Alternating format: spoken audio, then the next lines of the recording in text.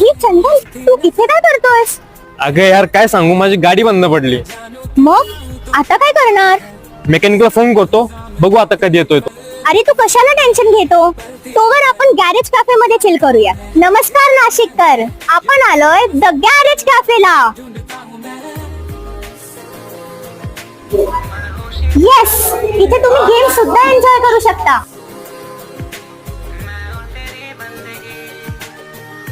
आणि तुम्ही इथे बुक रीडिंग सोबत कॉफी सुद्धा एन्जॉय करू शकता.